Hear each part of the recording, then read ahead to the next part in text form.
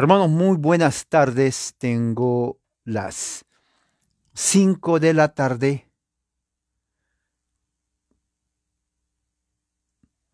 6 minutos, aquí en San Bernardino, en California.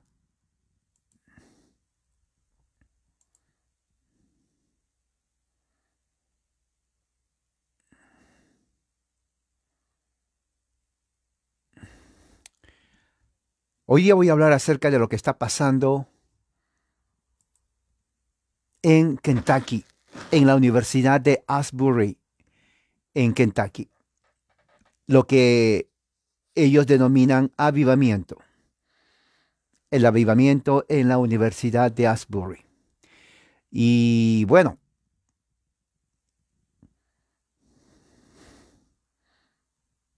voy a explicar desde el punto de vista histórico lo que está pasando en Asbury. Hay muchos otros temas que hablar también.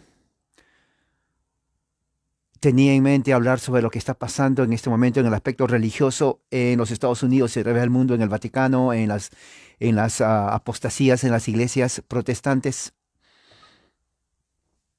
y cómo la política está afectando de una manera increíble el globalismo, la agenda global, la Agenda 2030 que está llevándose a cabo, que está afectando, bueno, Latinoamérica ya está en el bolsillo de toda esta gente,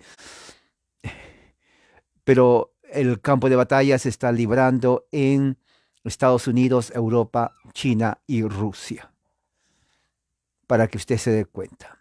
Pero el tema de hoy tiene que ver con ese avivamiento que está pasando en Kentucky, en la Universidad de Asbury, que muchos están hablando aquí en los Estados Unidos, ¿no? Para dar un contexto, es necesario conocer, es interesante estos movimientos religiosos, lo que está pasando, porque no es nuevo, no es nuevo, ¿ok? Entonces, vamos a orar, voy a hacer una oración. Padre, gracias por tu amor y tu misericordia, por todo, Señor, que esta hora sea de entendimiento para que podamos entender lo que está pasando en el aspecto religioso. En el nombre de Jesús, amén. Bueno, ¿qué es lo que pasa? Tengo aquí un reporte de la Christian Broadcasting Network, o sea, de la cadena de periodistas cristianas. Dice, el avivamiento está llevándose a cabo en la Universidad de Asbury, en el estado de Kentucky. Dice que el Espíritu Santo es tangible en el lugar donde están ellos. El colegio o universidad de Asbury reporta que durante un llamado a confesar los pecados el pasado miércoles, febrero 8, al menos 100 personas cayeron en sus rodillas y comenzaron a adorar en el altar. Desde entonces, ese evento se convirtió en lo que ellos llaman el derramamiento del Espíritu Santo, y hasta el momento que estamos, que febrero 15 sigue esas manifestaciones. Por muchos días la gente ha venido dando testimonios, leyendo la escritura, adorando a Dios y orando en el avivamiento que se está llevando a cabo. Estudiantes, profesores, ¿no? Iglesias locales, ¿no? Y líderes han tomado parte en lo que ellos llaman avivamiento. Alejandra Presta, que es el estudiante editor de un sitio en internet que se llama The Asbury Collegian, o sea, quiere decir la Universidad de Asbury, escribió un artículo publicado en febrero 8 diciendo, como senior, o sea, como una persona que ya va a terminar sus estudios en la universidad, nunca testificó algo como esto, dice. Y vamos a ver todo esto, porque todo esto es historia, ¿me entiende? Todo lo que sucede es historia, por eso es muy bueno ver el contexto de lo que uno está viendo, para que uno no esté perdido. La historia nos enseña mucho. Describe la escena para los lectores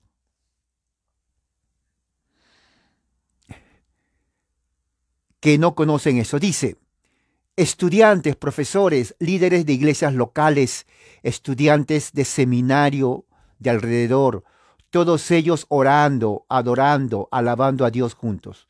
Las voces están siendo muy escuchadas, la gente está que se tira al altar, levantan los brazos, amigos oran uno por otro, ¿no? Llorando en sus ojos, grupos diversos, cantidad de gente, de, y comienzan a cantar canciones y muchos utilizando, o sea, es una expresión. Ahora, muy interesante, por ejemplo, pero vamos a poner en perspectiva, porque los que no conocen,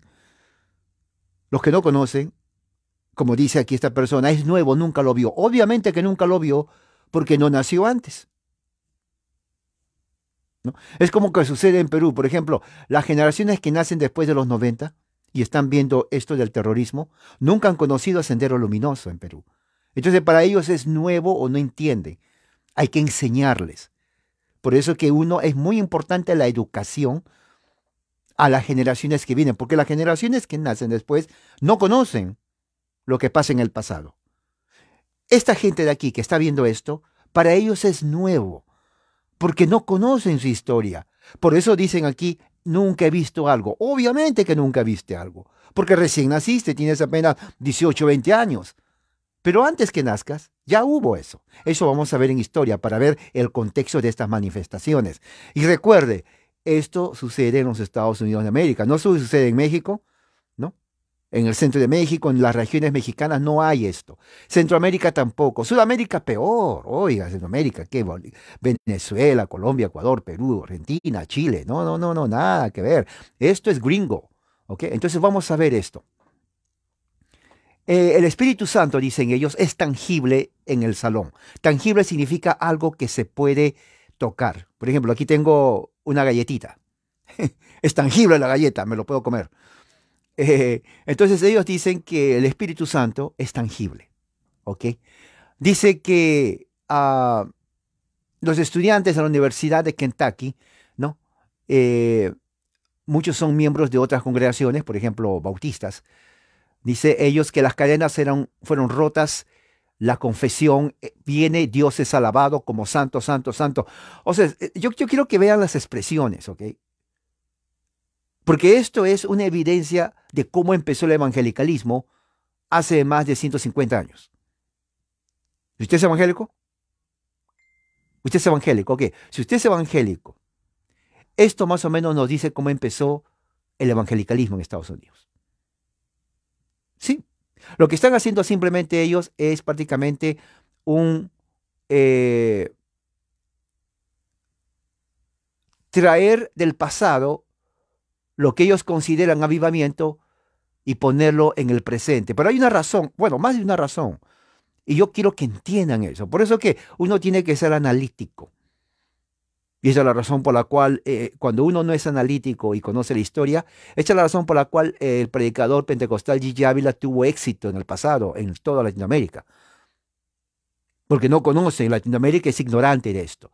La gente que salió del catolicismo en Latinoamérica se metió al pentecostalismo, no conoció su religión canónica. Si hubiera conocido, créame, yo le apuesto, no se hubieran salido muchos. Pero al conocer una religión, uno entra a estas cosas. Eso se llama ignorancia. Por eso, tiene que informarse. Voy a hacer aquí un recuento histórico para que ustedes sepan cuál es el contexto de lo que está pasando en Kentucky. Y la pregunta al final es, ¿realmente ese es el Espíritu de Dios? ¿O es simplemente un fenómeno de fervor religioso norteamericano local en los Estados Unidos de América? Esa es la pregunta clave. Y voy a ver, pero deme un momento, a ver. Ok, muy bien. Ok, ahora, ¿qué más? Dice aquí, el domingo pasado,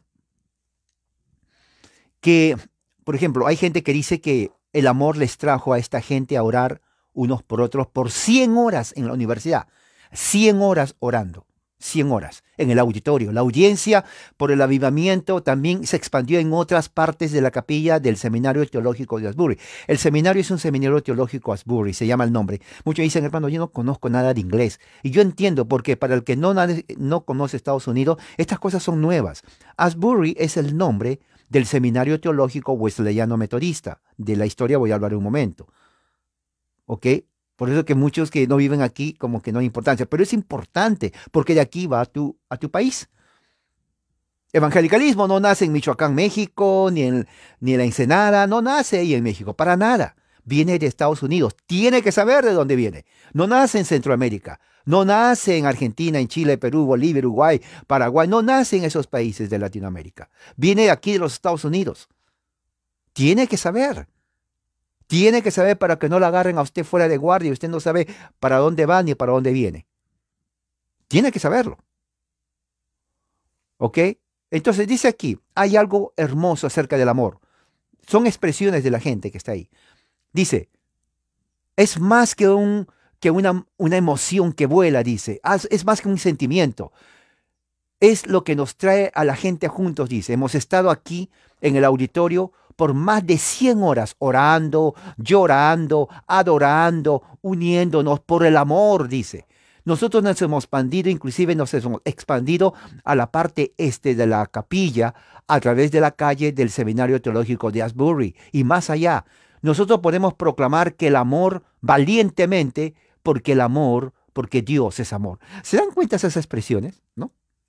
Eso es muy importante. Tome nota. Esto es fervor religioso. Fervor religioso lleva al paroxismo. Paroxismo es un estado emocional sin control, muy poderoso. Y eso sucede generalmente en manifestaciones colectivas, lo que se conoce como histeria colectiva. Es como en un partido de fútbol. Cuando tu equipo gana, y especialmente gana la copa, tú no estás sentado y dices, qué alegre. No, gritas, lloras, la gente se desmaya, su corazón comienza a palpitar, se le sube la presión. Y sigue gritando, llorando, da gracias a Dios, le abraza al que no le conoce, porque ganó el equipo. Ese es el paroxismo emocional, el fervor. Los humanos somos así. Cuando meten un gol en el campeonato, la gente no dice gol, no, gritan, se rompen la camisa. Y peor si gana. ¿Ha visto a las personas? Si usted no es aficionado al fútbol, véalo solamente para ver la expresión del hombre, la expresión humana. Es lo mismo en la expresión religiosa. Yo he ido a las campañas de este difunto G. Ávila. La gente entra en un trance emocional. Ellos dicen que es derramamiento del Espíritu Santo, pero es un trance emocional. Es un paroxismo terrible, contagioso. Yo he visto a gente que entra y ni siquiera cree en eso, pero al ver tanta la emoción se contagia al punto que cae en las mismas acciones y comienza a gritar. Yo digo, ¿pero por qué gritaba si tú no crees? Es que veo a la gente gritar. Y cuando veo a la gente gritar y llorar, a mí también me hace llorar y gritar. ¿Se dan cuenta? Cuando veo a la gente gritar, yo también comienzo a gritar y a llorar. O sea, no es el espíritu, es el contagio colectivo. Es la histeria colectiva. Eso se tiene que ver desde el punto de vista sociológico y eso se estudia para ver las manifestaciones. ¿Qué más dice aquí? Bueno, los estudiantes de muchos colegios ahora se han reunido en la Universidad de Asbury, de acuerdo a los reportes. Y aquí hay fotos donde están ellos adorando, arrodillados, estudiantes siguen orando, llorando. Prácticamente se ponen en una posición igual cuando uno entra a la Iglesia Católica Romana. Yo de niño he ido a la Iglesia Católica Romana y igualito, uno se arrodilla y comienza ellos lo llaman rezar, pero rezar es orar. Muchos dicen, no, que es diferente. No es diferente. Yo lo veo así, sinceramente. Porque uno se dirige a Dios, está orando, está rezando. ¿Ok? Bueno, no hay diferencia. Eso ya es cuestión personal de cada uno que quiera hacer un conflicto de nada. Ok, ¿qué más dice? Dice, nosotros hemos traído esto a la luz, pero ciertamente es un apoyo, ¿no? Dice un pastor de una iglesia bautista, el Seminario Teológico Bautista. Necesitamos orar al Señor para protección sobre ellos. Ahora, si se dan cuenta, el lenguaje es propiamente evangélico. El lenguaje es un lenguaje propiamente evangélico. ¿Ok? Los estudiantes y otra gente están observando el avivamiento a través de los medios sociales, a través de lo que está pasando en otras universidades también. El periódico Kentucky Today. Recuerda que Kentucky es un lugar, un estado donde de ahí nace lo que se llama Kentucky Fried Chicken, ¿no? No sé si, yo creo que en todos los países ya está esta empresa, ¿no? Kentucky Fried Chicken, ¿no? La K, Kentucky Fried F Chicken C, KFC, ¿no? Del viejito con pelo blanco, su bigotito. Puede hacer una comparación entre ese avivamiento y el avivamiento cuando Esdras encontró los rollos. No, nada que ver, no hay nada que ver. Absolutamente nada que ver. Es totalmente anacrónico poner eso. Es totalmente anacrónico, nada que ver. Por eso les dije desde el principio, tenemos que ver el contexto histórico. Tenemos que ver el contexto histórico. Nada que ver. Absolutamente nada. Y por eso este es el principio. Tengo que ver todavía, a medida que vaya viendo, se van a dar cuenta de lo que estoy hablando. ¿Ok? Entonces, dice aquí, manejando entre Wilmore era como manejar entre un campo de sueños, decía. Hay cantidad de línea de carros, ¿no? Están todos los estudiantes, todos los padres, vienen de muchas partes. O sea, yo quiero que vean la descripción de esto, ¿ok? Porque eso es muy importante. Evangélicos tienen que entender por qué esto sucede y si de verdad es un avivamiento o es simplemente un fervor religioso por muchas razones. No, el tema es interesante, porque entendiendo esto, uno no se va a dejar llevar por las emociones. Por eso el pentecostalismo tuvo mucho éxito en México, Centro y Sudamérica. La emoción. El ser humano es un paquete de emociones, especialmente las mujeres. Son paquetes de emociones. Más que el aspecto intelectual, no digo que no son, pero el aspecto emocional juega un papel importantísimo en la religión. Eso es cierto. El papel emocional juega un papel importantísimo en las conversiones y en estas cosas. Eso nunca se olvide. ¿Ok? Entonces, están inclusive videos en YouTube, ¿no? Uno dice, esto es simplemente una pequeña vista de lo que será cuando nosotros cuando pongamos nuestras diferencias aparte, fíjense, y vengamos juntos en la presencia de Dios. Será la expresión eso, cuando pongamos juntos nuestras diferencias aparte, o sea, está hablando de sectas evangélicas, y vengamos a la presencia del Señor. ¿Qué es la presencia del Señor? Se dan cuenta que los términos muy subjetivos que hablan. Ok, muy bien. Dice, algunos están diciendo que este es simplemente un recordatorio de los avivamientos famosos que tuvieron lugar en Asbury en 1970, porque hubo esto, lo vamos a ver en un momento, ¿no? Parte en eso por los eventos están vinculados a tiempos peligrosos en la historia de los Estados Unidos. Obviamente este es un tiempo muy peligroso, como estuve hablando. 2023, 7 años más tarde, viene el 2030, en donde la Agenda 2030 se va a llevar a cabo. Están trabajando ya. Esperan que para el 2030, si nosotros seguimos con vida, ¿no? Si nadie ha partido a la presencia de Dios, vamos a ver lo que va a pasar. Y está pasando. Estamos en tiempos muy críticos. ¿Ok? Esto no es broma. Eso no es broma. Esto es serio. En el aspecto económico. La economía mueve al mundo. En el aspecto político. Orates literalmente en control de los países. La homosexualidad es el evangelio nuevo en todo lugar, en todo aspecto, en el deporte, en el arte, en las iglesias. El protestantismo está totalmente corrupto, ¿no? Por gente LGBT. Y cuando digo protestantismo, estoy hablando de las iglesias históricas como anglicanismo, episcopalismo, presbiterianismo, luteranismo, metodismo. Más claro no lo puedo decir. ¿Ok? Obviamente que hay pequeños grupos entre ellos, aislados, que no comulgan con eso, pero en forma general los representantes están ya corruptos. Es una apostasía tremenda el protestantismo en este siglo. Y cuando digo apostasía, me refiero a apostasía, a eso. ¿Okay? La Universidad de Asbury es una universidad pequeña, cristiana, privada, que tiene raíces, y aquí viene el punto, en el movimiento wesleyano de santidad. Esto yo he hablado con ustedes. Por eso la historia es tan fascinante, ¿no? Es como cuando alguien me dice, ¿y tú tuviste papá? Pues no salí del aire. Claro, tuve mi papá. ¿Y dónde nació? Bueno, mi abuelo, mi mamá. Bueno, sí, mi mamá, y mi abuela. ¿Conoces tus raíces? Bueno, conozco eso. O sea, es igual en la religión. ¿Cómo se inició esto del metodismo de santidad? Mucha gente dice, yo nunca escuché el movimiento de santidad. Claro, porque no le enseñan, porque no tienen el interés de indagar en la historia, separar por lo menos 1 o 2 horas diarias y estudiar, porque olvídese y tenga en cuenta, si usted no estudia, no va a saber, así de simple. Pero si usted estudia, ¿qué cree que va a pasar? Va a saber, simple, llanamente, así, facilito. El que estudia, aprende. El que no estudia, no aprende. No hay secreto en eso, no hay nada mágico. Eso es la ley. Ahora, ¿qué es el movimiento de santidad? ¿Ok? Ahora, vamos a ver aquí algo muy interesante.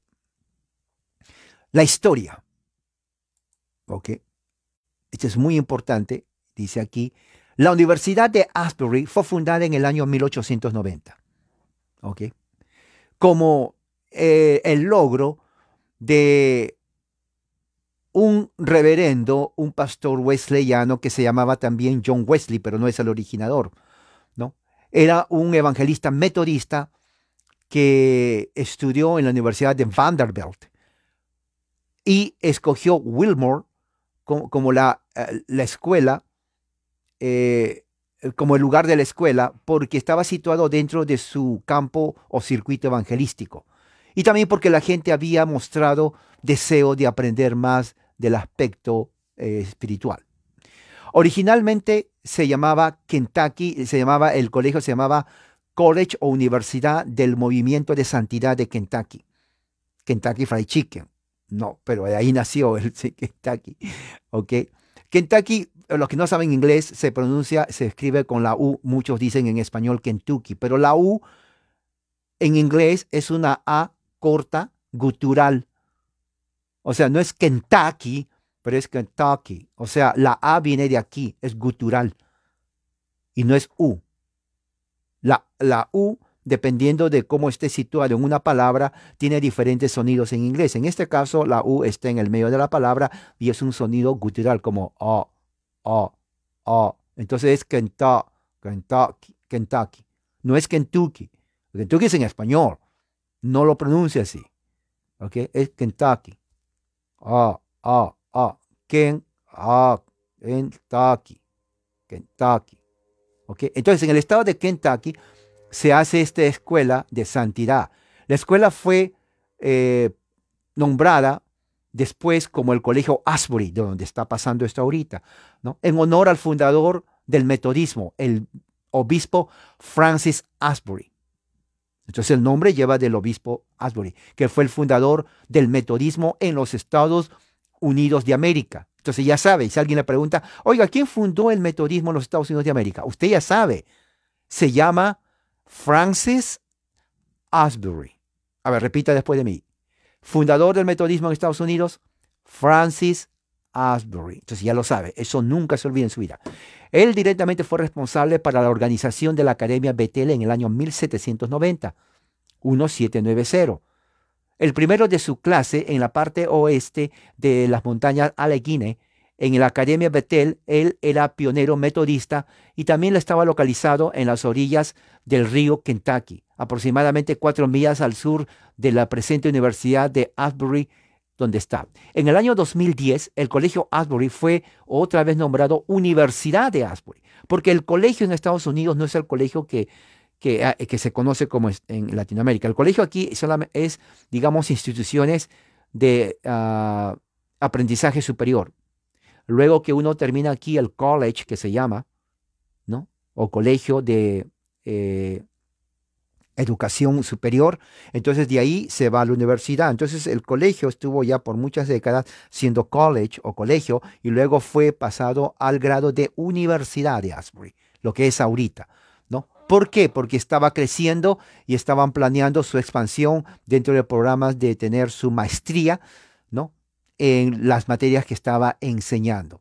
Entonces la Universidad de Asbury abrió las puertas en el año 1890, ¿no? Diciendo que nosotros vamos a dar la prominencia a la religión. Entonces, la mayoría de las universidades de ese tiempo eran fundadas por religiosos. La Universidad de Asbury entonces se convierte en una universidad que da prioridad a la religión en una forma prominente a través de un entrenamiento mental, dando así la cultura liberal de mente y de alma. Desde 1893 la universidad ha graduado a más de 20.000 personas, hombres y mujeres, entre los cuales hay presidentes de colegios, denominaciones, líderes denominacionales, ejecutivos, hombres de negocio, doctores, médicos, abogados, administradores y profesores. Todo un ejército de pastores, misioneros, evangelistas, cristianos, trabajadores a tiempo completo. También entre ellos hay estudiantes, alumnos que han puesto la Universidad de Asbury, ¿no?, alrededor del mundo. O sea, la universidad es famosa. La Universidad de Asbury es famosa a nivel mundial en estos momentos. ¿Okay? Es una universidad que han salido cantidad de profesionales en todos los campos del conocimiento y del saber. ¿Okay? No es cualquier universidad. Asbury es una universidad muy competente en estos momentos. ¿Okay? Y bueno, ya vimos eso. Ahora, otra cosa muy importante. ¿De dónde viene esto del movimiento de santidad? De eso que ya había hablado. ¿Cuál es la teología del movimiento de santidad? Para entender eso tenemos que ir a otro personaje que prácticamente es el originario de todo. Su nombre, John Wesley, y su hermano Charles Wesley. Ok. La teología de la santidad wesleyana está fundamentada en las enseñanzas de John Wesley. Nació en el año 1703, murió en el año 1791. Wesley y su hermano Charles eran teólogos entrenados en la Universidad de Oxford, en Gran Bretaña, ¿no?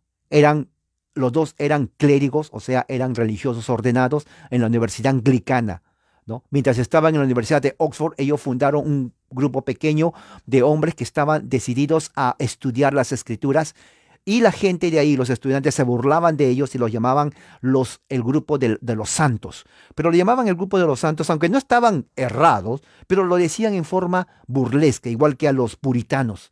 ¿Se dan cuenta? Igual que el término cristiano a los creyentes en Jesús. Bueno, a ellos lo llamaron el grupo el Club de los Santos. Ok, muy bien. En ese mismo momento comenzaron ellos a llamarse metodistas.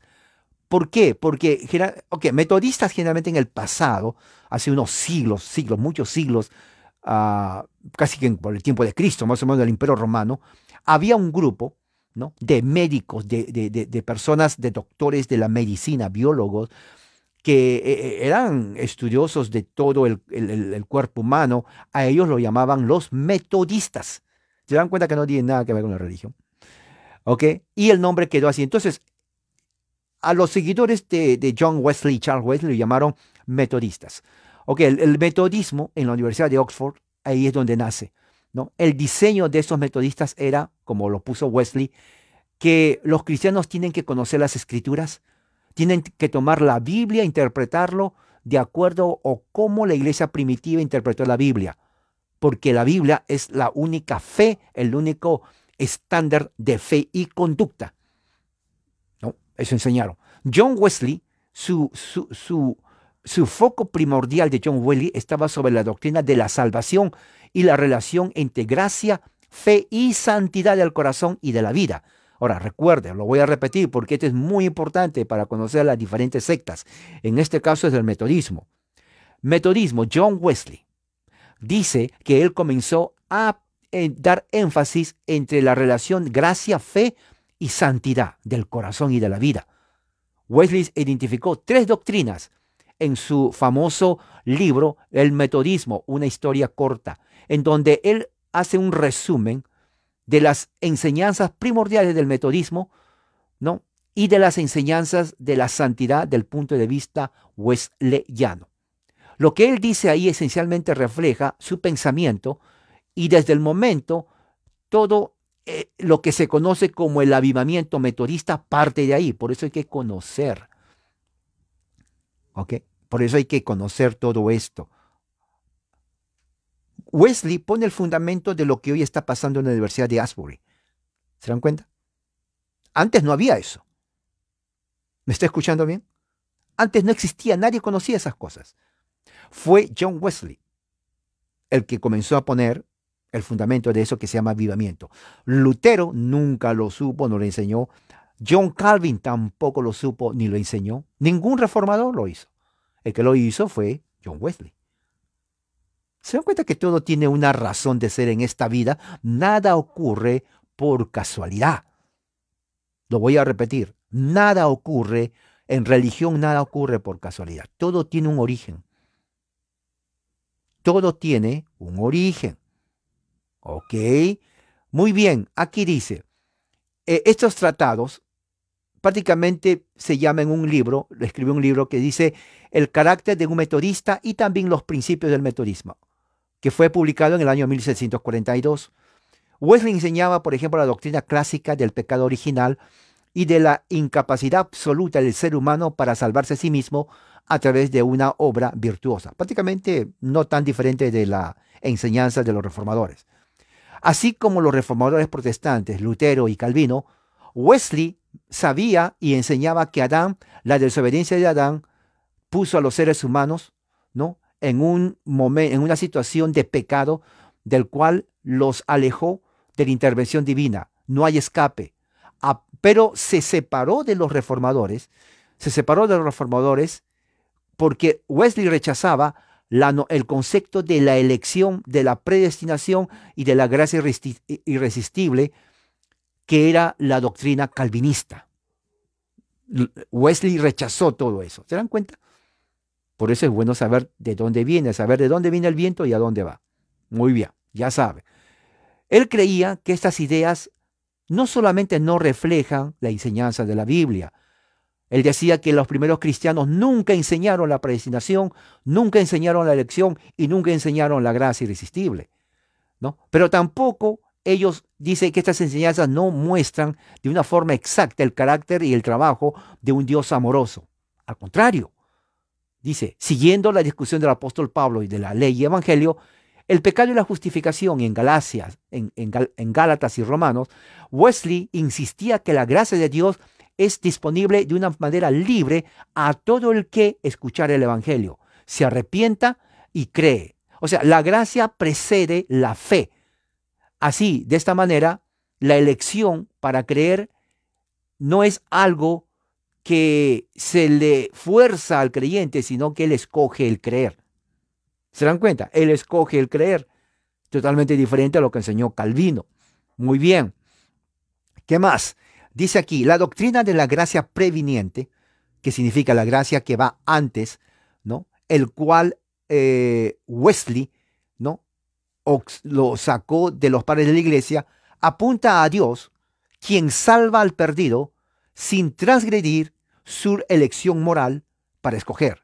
Tal gracia capacita al individuo para arrepentirse de sus pecados y para que él pueda creer en Jesucristo.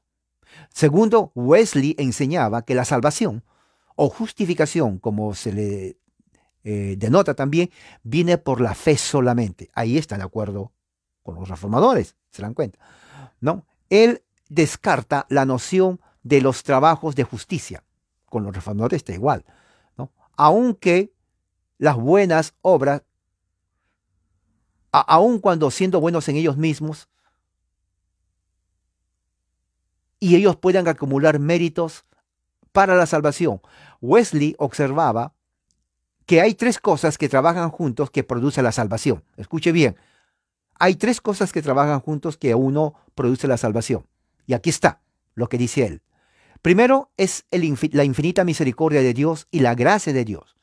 Segundo es la satisfacción del justo juicio de Dios del pecado basado en el sacrificio y la muerte sustitucionaria de Jesucristo. El tercero es la fe personal individual en los méritos de Jesucristo. ¿Se dan cuenta? Wesley insistía que tal fe no es simplemente algo cognitivo, pero es una confianza que se siente en el corazón en Cristo para el perdón de los pecados y la confianza de que Dios salva solamente a aquellos que realmente creen.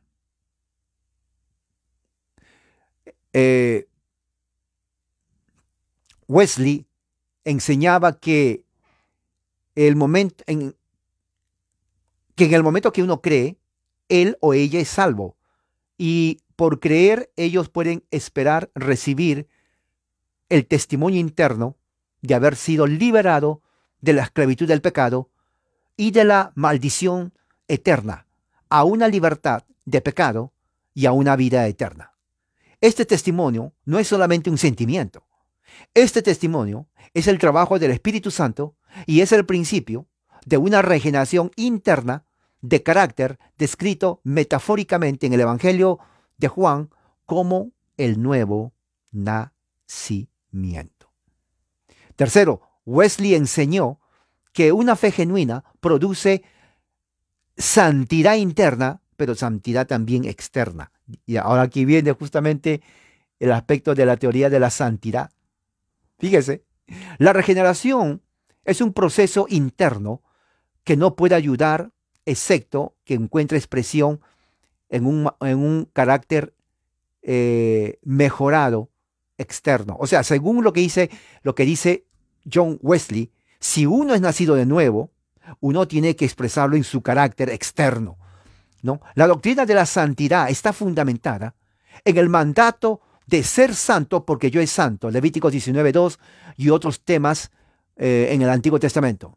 Jesús inclusive ordena, sean perfectos, por lo tanto, así como su Padre en los cielos es perfecto, Mateo 5:48. Jesús también enseñó que el verdadero discipulado cristiano requiere amar a Dios con todo nuestro corazón, con toda nuestra alma, con toda nuestra mente, con toda nuestra fuerza, amar al enemigo como a uno mismo. Ahora entiende por qué los estudiantes en la Universidad de Asbury, que son metodistas, ellos estaban enfatizando mucho el amor. ¿Se acuerda que hablaban del amor? Muy bien. Ahora, ¿qué más dice aquí? Aquí dice, sin embargo, Lutero y Calvino, ellos tenían la idea de una perfección en el sentido absoluto. O sea, Wesley entendió, ¿no?, en el aspecto teológico, como teniendo que hacer algo con la madurez del carácter y un crecimiento siempre de amor a Dios. O sea, que el amor de Dios va a crecer en nosotros siempre y que tiene que ver con la madurez del carácter. Es lo que decía Wesley y enseñaba, lo cual yo no lo veo un problema, porque uno tiene que crecer espiritualmente, obviamente, y el crecimiento es en el carácter. O sea, la gente no va a ver nuestro crecimiento espiritual, pero sí va a ver el carácter, cómo nos comportamos. Eso la gente ve. No lo que tienes en tu corazón o en tu mente o lo que piensas. Uno, es imposible, dos, no le interesa. Lo que sí le interesa es lo que uno ve. Eso sí. Eso es muy importante. ¿Ok? El Nuevo Testamento, la palabra perfección se traduce del griego que significa madurez o completo, pero no significa algo que esté incompleto. ¿Ok? Tienen que ver esto. Ok.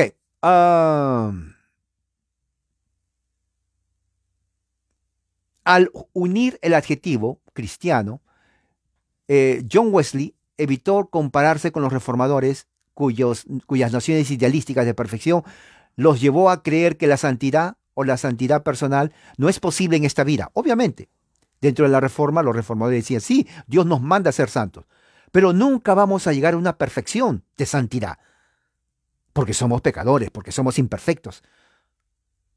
La Biblia misma dice, el que dice que no tiene pecado le hace a Dios mentiroso. Pero el que tiene pecado, abogado tenemos para con el Padre, a Jesucristo el justo. Wesley estaba en desacuerdo con eso. Él decía, sí, somos pecadores, pero podemos llegar a ser perfectos, moralmente. ¿Se dan cuenta de la diferencia? De ahí viene el concepto de santidad. Ahora ya están ustedes poniendo las piezas o no. Bueno, empiecen a poner las piezas. Entonces, todo eso, dice aquí, por lo tanto, John Wesley discutía la santidad, la santificación o la perfección, ¿no? Que él prefería la expresión perfección cristiana. ¿Ok? Wesley decía que es posible alcanzar la perfecta santidad cristiana en esta vida. Y eso es una aseveración muy fuerte. ¿Por qué? Porque está diciendo que podemos llegar a ser en esta vida perfectos moralmente, o sea, no pecar. Él enseñaba eso. ¿Y de qué más dice? Dice aquí, esto lo hacemos, dice, por la gracia de Dios que Él nos da en el alma a través del Espíritu Santo.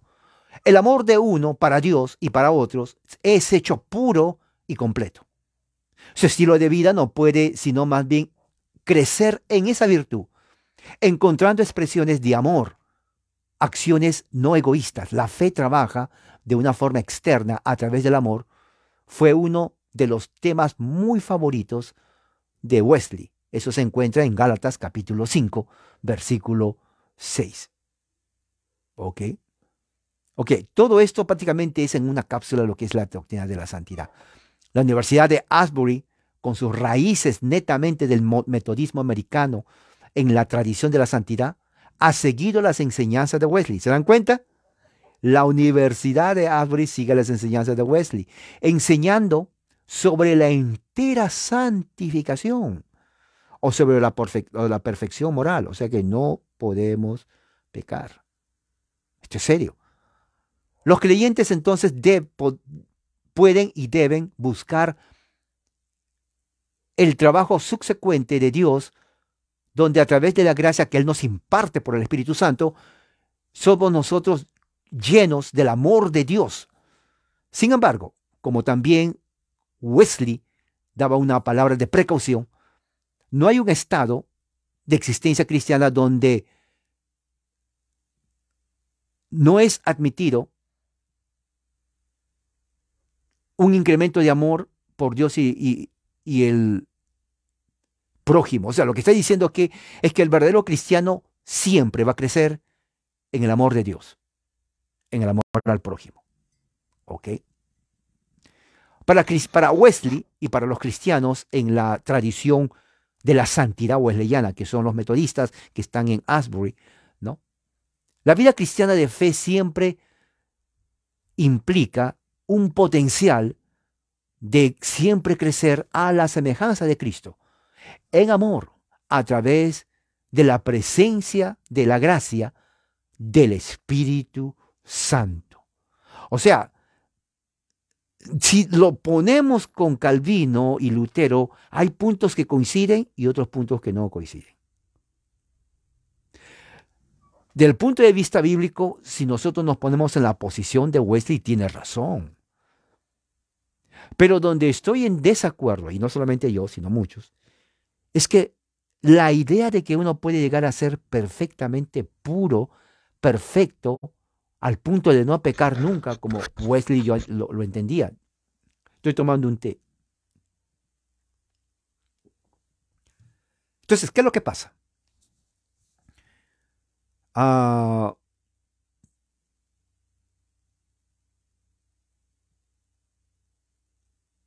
La doctrina de la entera santificación, aparte del nuevo nacimiento y la salvación, son 3 obras de gracia, es posible alcanzar en esta vida, de acuerdo al concepto de Wesley, que es parte de la teología de la Universidad Asbury. Ahora, pregunta, esto de la Universidad de Asbury, ¿ok? Es nuevo, como decía esa alumna. Vamos a ver desde sus principios que estas manifestaciones que ellos llaman del Espíritu Santo no eran nuevas. Recuerde que el pentecostalismo es la nieta del movimiento de santidad de Asbury. Porque recuerde, todo tiene una razón. El pentecostalismo es la última hija, como la rebelde. Nace, conoce quién es su mamá, conoce quién es su papá, sus hermanos, pero lo hace como le da la gana. Le ha pasado, no sé si usted tiene una hermana que es así, o una hija. Sí, usted es mi mamá, tú eres mi hermana, pero yo hago como quiero. Eso es el pentecostalismo. ¿Me entiende? Más claro no lo puedo poner. En la Universidad de Asbury se ha conocido por años de su historia de avivamientos.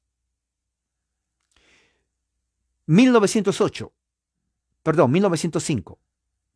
durante un gran tormenta de nieve, había una reunión de oración en el dormitorio de los hombres en la universidad, en donde a partir de ahí, igual como sucede ahora, comenzó a expandirse. Estamos hablando de 1905, más de 100 años. 1905, recuerde, ¿ok? Empezó algo similar. En febrero de 1908, 3 años después, otro avivamiento surgió mientras alguien estaba orando en la capilla. El avivamiento duró como 2 semanas y fue de grande significado porque la gente eh, comenzaba a orar y a interceder. Lo mismo que están haciendo ahora. ¿Se dan cuenta? No es nuevo. Esto no es nuevo. Da a entender como que este movimiento de santidad wesleyano tenía esa costumbre de llamar a avivamiento cuando había reuniones de oración. Y las oraciones, ¿cómo eran? Recuerde lo que dije hace menos de 5 minutos. El pentecostalismo es la hija de ellos.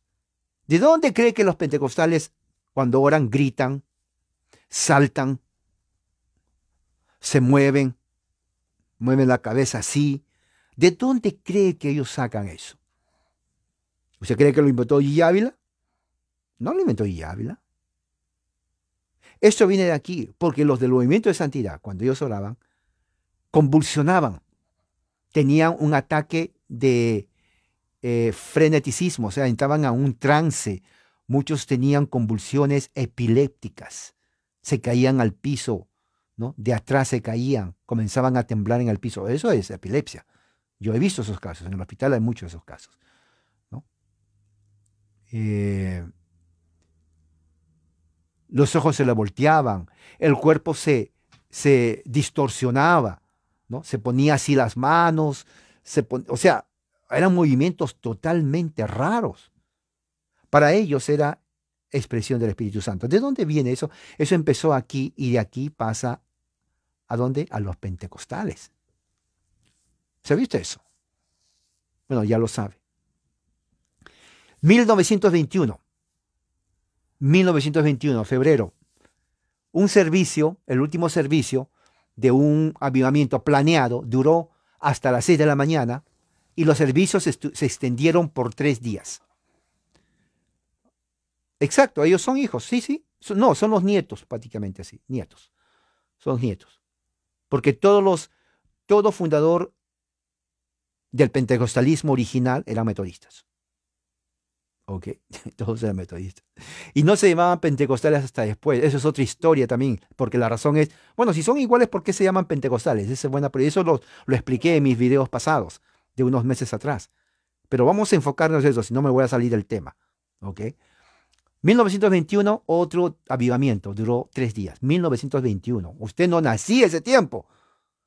Pero si hay alguien que nació en 1921, levante la mano. Quiero conocerlo. Quiero estrechar su mano a alguien que nació en 1921. De veras, quiero estrechar su mano. Si conoce. 1950. El testimonio de un estudiante llevó a confesiones. Igual como sucede ahora. ¿Se dan cuenta que sigue la misma, el mismo, ¿cómo se llama? La misma norma, las mismas pautas. Dio un testimonio y la gente comenzó a confesar. Victoria. Ahora saben de dónde vienen las palabras que decía el diablo. ¡Victoria en Cristo! ¡Victoria en Cristo! ¿De dónde vienen esas palabras? Él no los inventó. Eso viene de aquí. Eso viene de aquí. Todo eso. Pentecostalismo es metodismo con otro nombre. Es como, a ver, es como la pasta de dientes con otro nombre. Pero es lo mismo, es pasta de dientes. ¿Me entiende lo que estoy parlando? Muy bien. Ok. Claro, hay ciertos detalles por ahí. Y dice aquí, y más testimonios. Todos fueron interrumpidos, o no. ¿Cuántas horas están orando ahorita? Son 100 horas. De ahí viene eso de contar horas. Otra cosa muy importante. ¿No se dan cuenta que en el pentecostalismo, cuando oran, dice, oh hermano, yo oré 4 horas? 4 horas no es nada. Yo oré 3 días. Se dan cuenta como que ellos toman nota, ¿no? Dice, ¿3 días? Yo ya tengo 2 semanas orando sin parar, hermano. Ahorita nomás paré para decirle que estoy orando sin parar. Vuelvo a orar otra vez 2 semanas más. O sea, ¿de dónde viene eso de contar cuántos días oras, cuántas horas? ¿De dónde viene? Viene de aquí, del movimiento de santidad. Todo eso pasa ahí. Amigo pentecostal mexicano de México, al grito de guerra. No nació en México, aquí de los Estados Unidos. Sí, sí, sí, gringo. De ahí nació. De veras, créame. ¿Y qué más? Entonces dice que en este momento oraron por 118. Sí, no, sí, para ellos es imposible. Por eso que cuanto más oran, ellos se sienten como más espiritual. ¿Nomás oraste 3 días? Es que ya como que el hambre. Oh, hermano, estás en la carne. Jesús dijo, la carne es débil,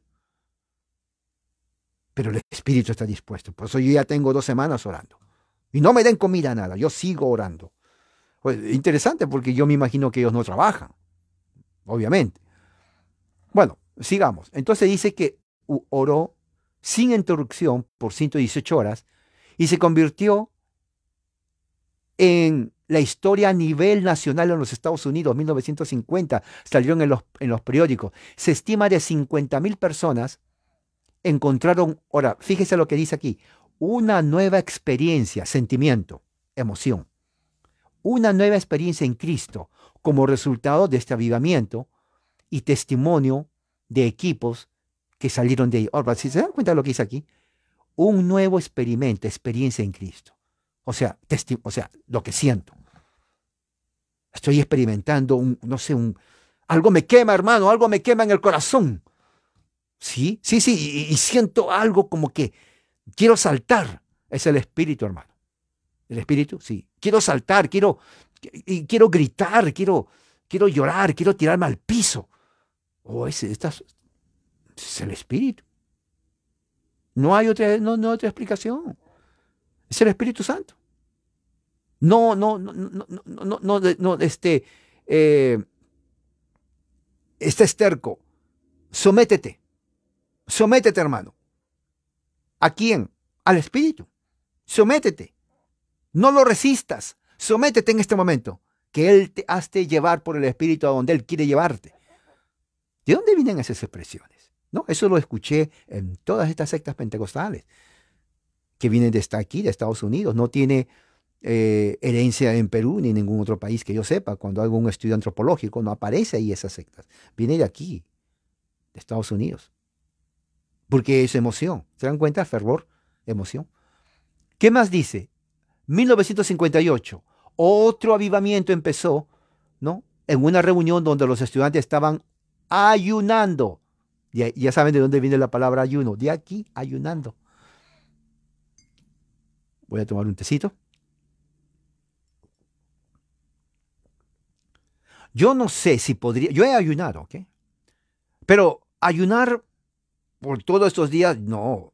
Yo tengo que comer. Honestamente se los digo, ¿para qué? Mi carne es débil, sí, pues tengo que comer. Pero yo no voy a estar ayunando todos los días.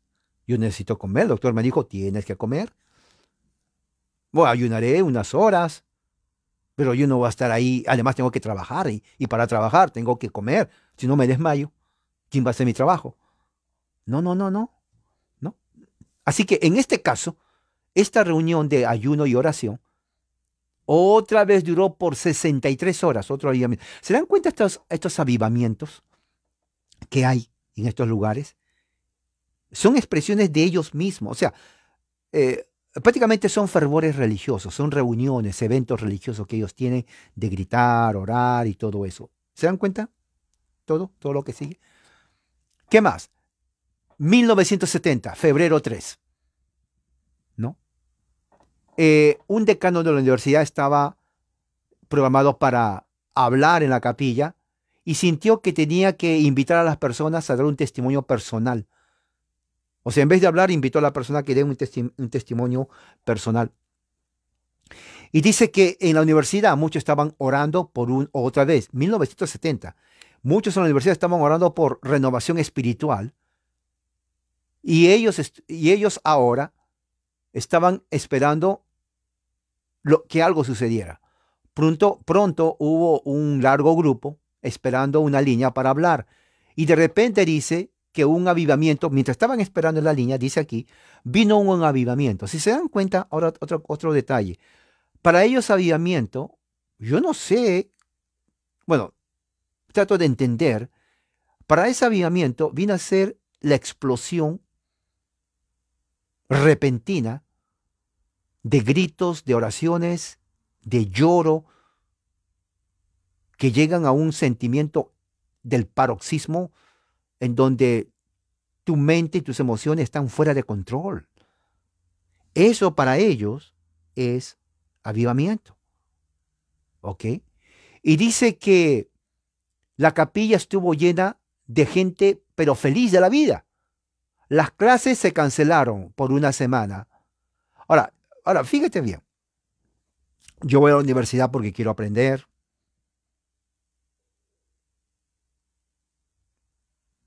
Quiero, quiero tener una profesión.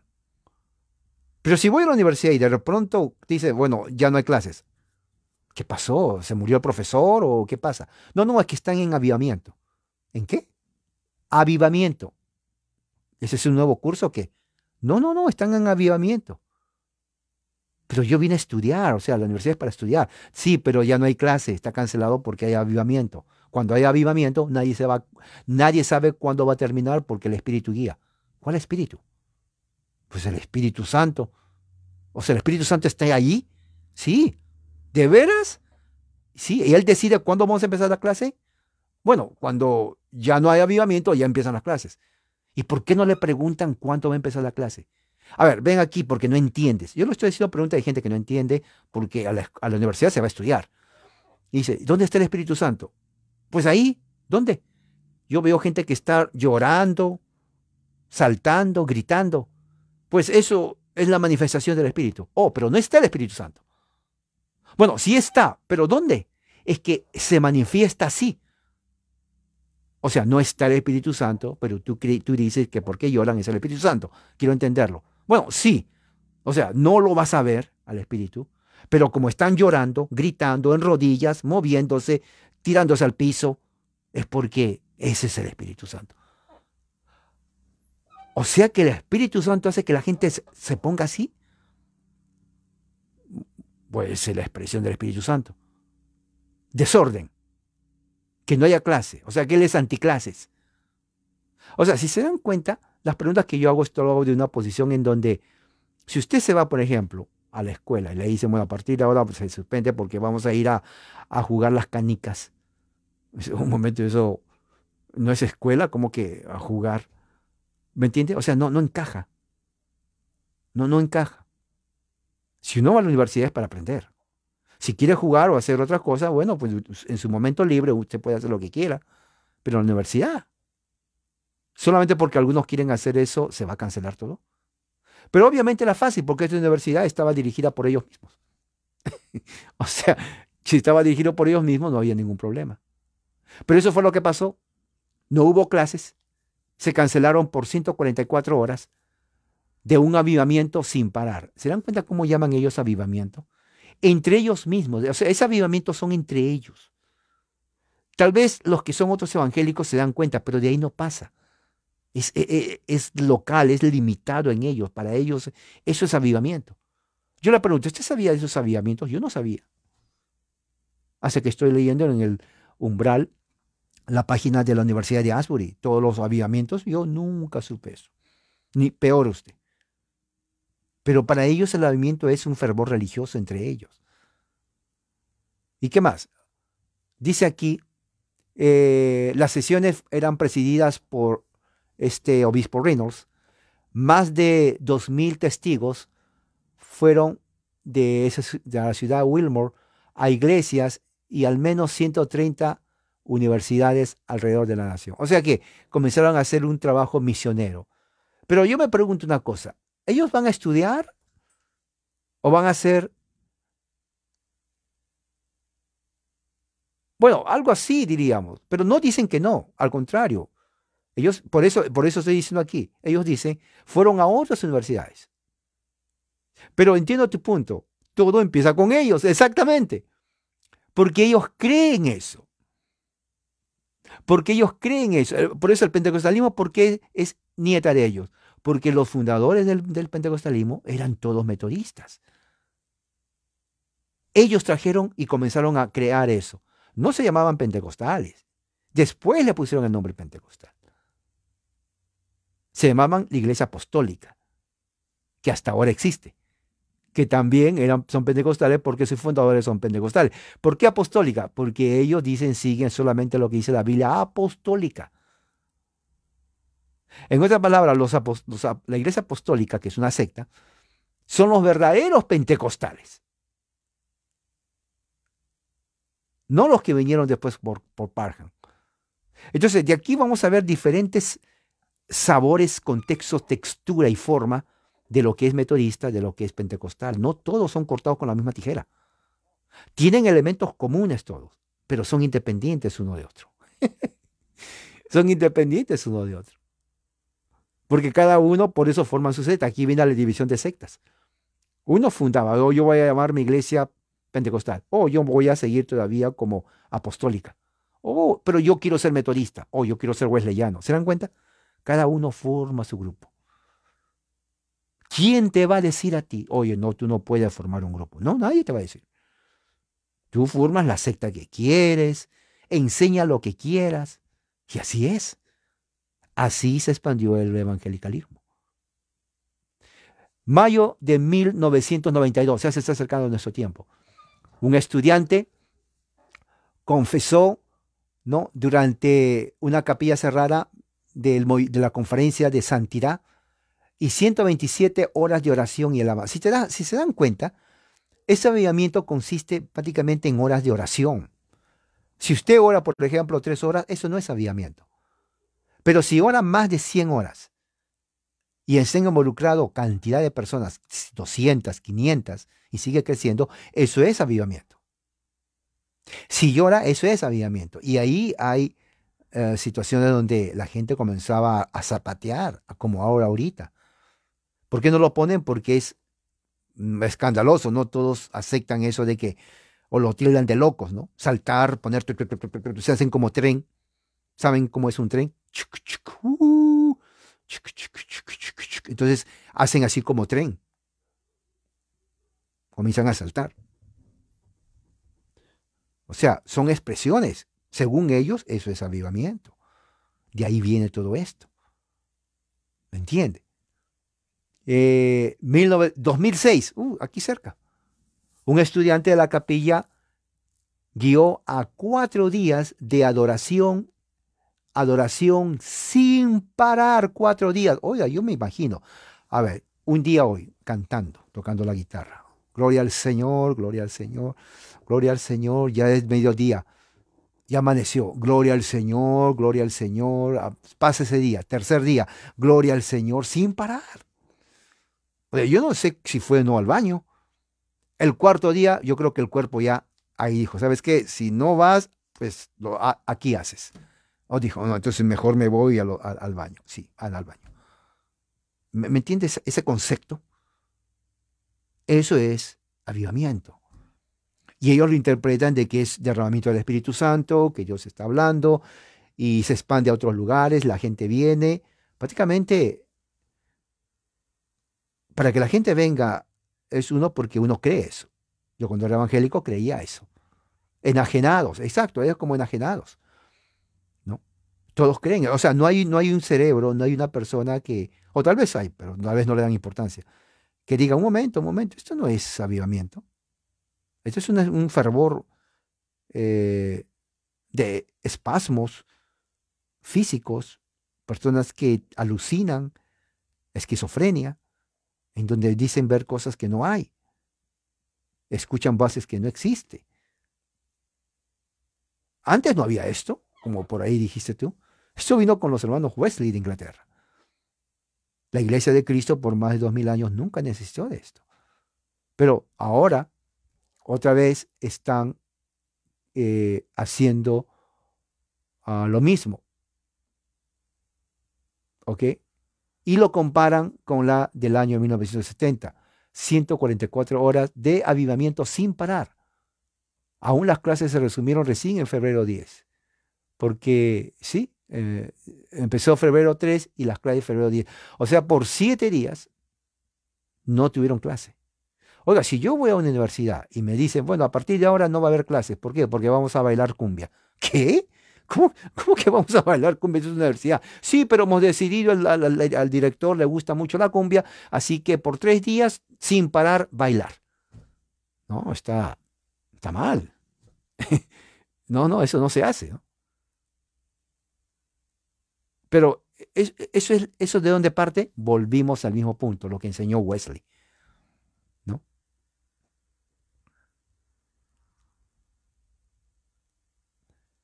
Eh, Eso es lo que enseñó Wesley, la completa santidad. Ahora, él no enseñaba avivamientos, él enseñaba la doctrina de la entera santificación. La aplicación de sus seguidores de eso llevó a esto. ¿Ok? El movimiento de santidad se prácticamente empieza justamente en el siglo. Ese es otro punto. Por ejemplo, ¿no? Tú mandas a tu hijo a la universidad para que sea ingeniero y le dice, y te regresa a tu casa, papá, ya no hay clases. ¿Cómo que ya no hay clases? Es que papá, es que ahora nos enseñan a gritar. ¿Cómo que a gritar? Sí, es que a saltar y a gritar y a orar y para ser santos. ¿Cómo que para ser santos? Sí, pero yo quiero que tú seas ingeniero. Sí, pero ellos quieren que yo sea santo. Pues, ¿cómo es eso? ¿O ingeniero o santo? ¿Y a orar? ¿Y no hay clase? No, o sea, yo estoy pagando por gusto para que sea santo. Parece gracioso, pero mucha gente hace esa observación. ¿Me entiende? 1800, movimiento de santidad. El movimiento de santidad, ¿no? Es un movimiento que empezó en los Estados Unidos, ¿no? A principios del siglo XIX, 1800 en adelante. De aquí viene, y eran la mayoría, y todos eran metodistas, ¿eh? Se dan cuenta cómo la influencia de John Wesley trajo al evangelicalismo, ¿no? El movimiento de santidad, que eran metodistas todos, ¿no? Eh, no tenía límite denominacional, por eso que ahí se dividen las bautistas, se dividen los episcopales y se dividen también los presbiterianos. Los presbiterianos se dividieron terrible. Es un movimiento de santidad que pone énfasis en la sanidad, en la santidad personal, donde dice que los cristianos pueden alcanzar una santificación completa durante su vida en la tierra. ¿Ve?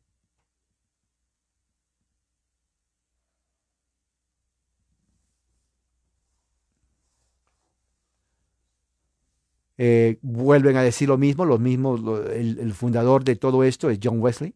O sea, John Wesley murió sin saber todo el impacto que hubo aquí en Estados Unidos. Después de Juan Calvino y Lutero, John Wesley tuvo impacto, pero ya era evangelicalismo. Ya era evangelicalismo. ¿Ok? Y bueno, entonces esto hay mucho que hablar, pero lo voy a dejar aquí. Esto es el trasfondo religioso, histórico, tiempo, espacio de todos estos movimientos. No es nuevo lo que está pasando, ya les dije las fechas, ¿no? Y ya les dije lo que ellos hacen, que no tampoco es nuevo, siempre desde el principio lo hacían así. Pero ¿de dónde parte eso? Parte de las enseñanzas de John Wesley, porque le enseñó eso. Los tres marcas de la gracia es regeneración, salvación y santidad. La santidad es un proceso en donde uno puede llegar a ser perfecto moral sin pecar, es lo que enseña. A diferencia de los reformadores que dicen, uno sí debe de buscar la santidad, pero no va a alcanzar la santidad, porque somos imperfectos. Wesleyanos difieren de eso. Dicen, sí, imperfecto, pero podemos llegar a la santidad porque Jesús lo mandó. Es una orden. ¿Me entiende? Es una orden. Así que con esto voy a dejar, hermanos. Espero que esto haya ayudado a entender lo que está pasando aquí en Estados Unidos, ¿no? Y vamos a seguir hablando de esto. Que la gracia de Dios sea con todos ustedes. Amén.